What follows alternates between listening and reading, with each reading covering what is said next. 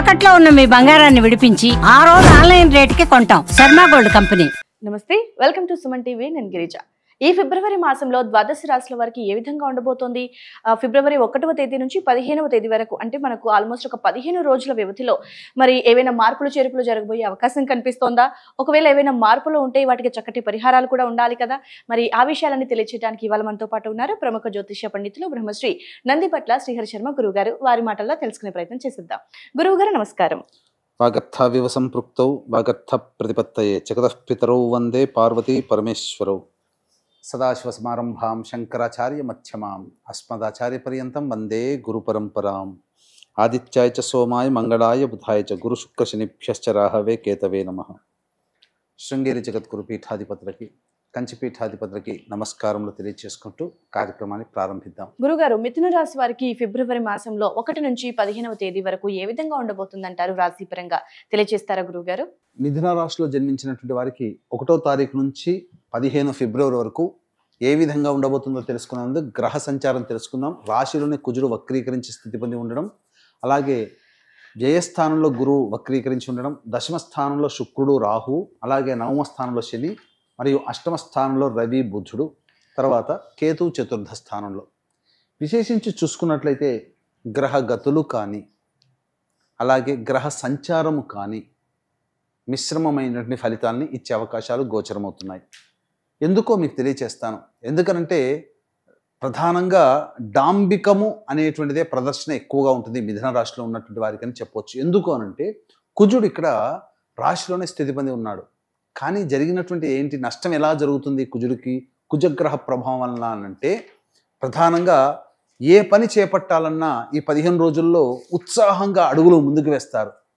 కానీ ఇంప్లిమెంటేషన్ వచ్చేసేసరికి నీరుగారిపోతారు, చేయలేకపోతారు. ఏదో అడ్డంకులు వస్తుంటాయి, లేదా వేరే ధ్యాసలో ఉండి మర్చిపోతారు.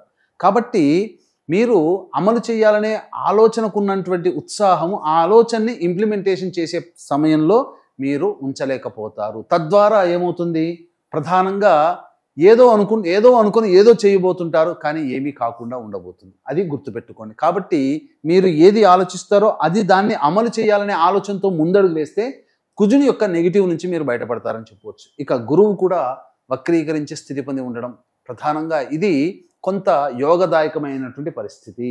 చేస్తున్నటువంటి వృత్తి ఉద్యోగ వ్యాపారాల్లో అనుకూలతను పెంచుకోవడానికి గురువు మీకు అనుకూలంగా ఉండబోతున్నాడు. అలాగే వివాహాది శుభకార్యాలు జరుగుతాయి. అలాగే శుక్రుడు రాహు కూడాను దశమ స్థానంలో స్థితి పొంది ఉండడం, ఇది ప్రధానంగా ఆశయాలు ఆశ ఎక్కువగా ఉంటాయి. కానీ వాటిని సాధించుకోవడానికి సంబంధించి చేసే ప్రయత్నంలో మాత్రం లోపాలు ఉండడం వల్ల ఆశించిన మేర శుభ ఫలితాలు పొందలేకపోతారు. దీనికి కారణం కుజుని యొక్క ప్రభావము, రవి బుధుల యొక్క ప్రభావం కూడా. ఇక నవమ స్థానంలో శని ప్రభావము.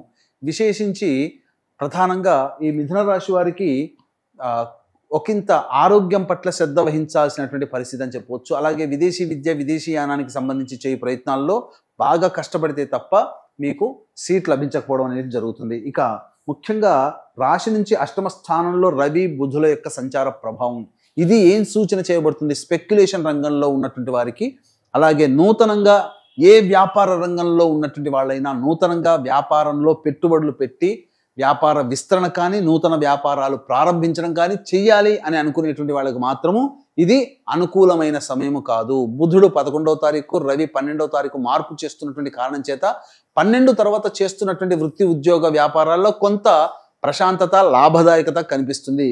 అయితే నిరుద్యోగస్తులు మాత్రము 11వ తారీఖు వరకు వేచి చూడక తప్పదు. ఇబ్బందికర పరిస్థితులు ఉంటాయి. ఆశించిన మేర ఫలితాలు పొందలేకపోతారు.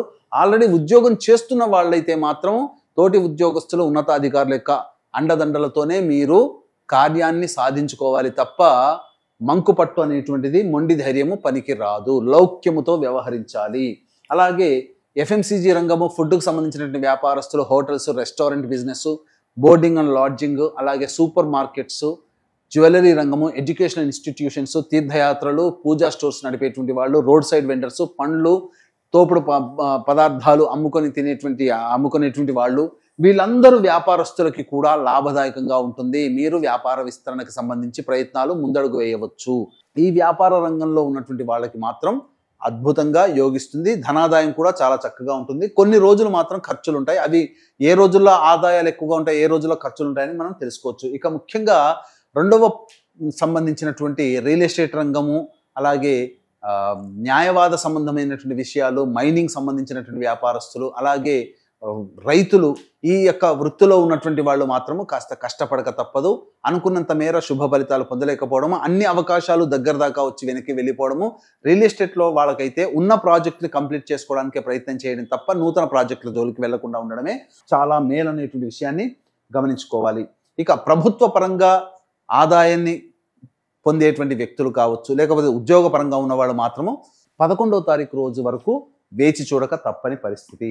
ఇక క్లాస్ 4 ఉద్యోగస్తులు, అలాగే ఐరన్ స్టీల్ వ్యాపారస్తులు, తోలు సంబంధమైనటువంటి వ్యాపారస్తులు, అలాగే ఎడిబుల్ ఆయిల్స్ రంగంలో ఉన్నటువంటి వారు, ఏసీ సంబంధించినటువంటి కంపెనీలో ఉండేటువంటి వాళ్ళు, వీళ్ళందరికీ కూడాను ప్రధానంగా ఈ వ్యాపారాలు చేసేటువంటి వాళ్ళకి సాధారణమైనటువంటి మిశ్రమ ఫలితాలే మీరు పొందుతారని చెప్పవచ్చు. కాబట్టి ప్రధానంగా ఏతావాత చెప్పొచ్చేది ఏమిటంటే, ప్రతి నెల మనము ఈ యొక్క ఏ రోజుల్లో ఖర్చులు అధికంగా ఉంటాయి, ఏ రోజుల్లో ఆదాయం ఎక్కువగా ఉంటుంది, ఏ రోజుల్లో మానసిక ప్రశాంతత ఉంటుంది అనే విషయాల గురించి క్లుప్తంగా తెలియజేసుకుందాం. ముఖ్యంగా మిథున రాశి వారికి ఈ సంబంధించినటువంటి స్త్రీపరమైనటువంటి లాభము ఉంటుంది. అలాగే స్త్రీపరంగా సంతోషము, సౌఖ్యము కలుగుతాయి. కోల్పోయినటువంటి ప్రేమను తిరిగి స్త్రీలని పొందే అవకాశం ఉంటుంది. దంపతులు చక్కగా కలిసే అవకాశాలు కూడా గోచరమవుతున్నాయి. అయితే వీక్షించేటువంటి ప్రేక్షకులకి గమనిక, ఈ నెల అనగా 12వ తారీఖు రోజున మాఘ పౌర్ణమి. ఈ మాఘ పౌర్ణమి రోజున 144 సంవత్సరాలకి ఒకసారి వచ్చేటువంటి మహాకుంభమేళాలో త్రివేణి సంగమం ప్రయాగస్థలిలో జాతకరీత్యా కలుగు విద్య, వివాహ, ఉద్యోగ, దాంపత్య, సంతాన, అనారోగ్య సమస్యల నివారణకి, మరియు ఇప్పుడు మనం సమస్యలు, ఇబ్బందులు ఎదుర్కొంటున్నామంటే గత జన్మ కర్మదోషాలు కావున గత జన్మ కర్మదోషాల నివారణకి, మరియు శని ఈ 12 రాశుల వారికి ఈ 2025 సంవత్సరంలో సంపూర్ణంగా సమస్యలు వస్తాయి. కావున శని దోష నివారణ హోమాలు పర్ హెడ్ 2100 రూపాయలకి చేయించడం జరుగుతుంది. అలాగే 13వ తారీఖు రోజున పితృ నక్షత్రము మఖా నక్షత్రం, మనకు పుష్కరాలు ఎలాగో కుంభమేళ అలాగే. కావున ఆ కుంభమేళా సందర్భంగా గతించిన వారి యొక్క ఆత్మతృప్తి కోసము పిండ ప్రదాన కార్యక్రమం బ్రాహ్మణుని కర్తగా పెట్టి చేయించడం జరుగుతుంది. వాటి వివరాలు కార్యక్రమ తదనంతరం కాంటాక్ట్ చేసి తెలుసుకొని మీరు నమోదు చేసుకోవచ్చు. ఇక 1వ తారీఖు రోజున మనం గమనించుకున్నట్లయితే ప్రధానంగా సంతానంతో విభేదాలు, సంతానం మూలకంగా ఖర్చులు, సమస్యలు పెరుగుతాయి. ఆరోగ్యం పట్ల శ్రద్ధ వహించాల్సినటువంటి పరిస్థితి. 2, 3, 4, 5 తారీఖుల్లో నిరుద్యోగస్తులకి ఉద్యోగ లభ్యత లభించే అవకాశము, అలాగే అధిక ధన రాబడి మరియు ఖర్చులకు మించిన ఆదాయం లభించడం, తద్వారా మీకున్నటువంటి సమస్యల్ని పరిష్కరించుకోవడానికి మార్గం ఉంటుంది. రాని బాకీలు వసూలు అయితే డబ్బులు కూడా అదనంగా మీరు సంపాదించుకోగలుగుతారు. 6, 7, 8 తారీఖులో కనుక చూసుకున్నట్లయితే ఖర్చులు అధికంగా ఉంటాయి. మానసికమైనటువంటి ప్రశాంతత లోపిస్తుంది. ఏది ఏమైనా ఆ ఖర్చులు ధార్మిక పరంగా, దైవపరంగానే ఖర్చులు అవుతాయి. సహాయ సహకారాలు ఇతరులు ఆశించడం ద్వారా మీరు ఖర్చులు పెరుగుతాయని చెప్పవచ్చు. ఇక 9, 10 తారీఖుల్లో కనుక చూసుకున్నట్లయితే మీరు పెండింగ్లో ఉన్నటువంటి పనులని పూర్తి చేసుకుంటారు. విందులు, వినోదాలు, బంధువులు, స్నేహితులతో గడుపుతారు. ఆనందంగా జీవిస్తారు. ధనాదాయం కూడా బాగుంటుందని చెప్పవచ్చు. ఇక 11, 12 తారీఖుల్లో కనుక చూసుకున్నట్లయితే ప్రధానంగా కుటుంబపరమైనటువంటి సమస్యలతో ఇబ్బందులు పడతారు. కుటుంబపరముగా వాగ్వివాదాలు చోటు చేసుకుంటాయి. ఖర్చులు కూడా అధికంగా ఉంటాయని చెప్పవచ్చు. ఇక 13, 14 తారీఖుల్లో కనుక చూసుకున్నట్లయితే నూతన వ్యక్తుల యొక్క పరిచయ ప్రభావం, తద్వారా మీకు జీవితంలో కొంత ఆదాయ మార్గం పెరగడం జరుగుతుంది. అలాగే రాని బాకీలు వసూలు అవుతాయి. మీ అవసరాలు, ఖర్చులకి తగ్గట్టుగా మీ యొక్క బంధువులు, సోదర సోదరిమణులు, స్నేహితుల ద్వారా ఆ సమస్యల్ని పరిష్కరించుకోగలుగుతారని చెప్పవచ్చు. ఇక 15వ తారీఖు రోజున ప్రధానంగా వాహనాన్ని నడిపేటప్పుడు జాగ్రత్తలు పాటించాలి. వాహన మరమ్మతులు, గృహ మరమ్మతులకి ఖర్చులు అధికంగా ఉంటాయి. తల్లిగారి ఆరోగ్యం పట్ల శ్రద్ధ వహించాల్సినటువంటి పరిస్థితి. ఓకే గురుగారు, మరి మిథున రాశి వారు ఎలాంటి పరిహారం చేసుకుంటే ఈ 15 రోజుల సమయంలో వారి పరిస్థితుల నుండి బయటపడే అవకాశం ఉంటుందంటారు గురుగారు, తెలియజేస్తారా? ప్రతిరోజు సూర్యుడికి నమస్కారము, సూర్యాష్టకం 6 సార్లు పారాయణం చేయడము, అలాగే విష్ణు అష్టోత్తరం 3 సార్లు కనుక పారాయణం చేసినట్లయితే చాలా మటుకు ఈ సమస్యల నుంచి మీరు బయటపడతారని చెప్పవచ్చు.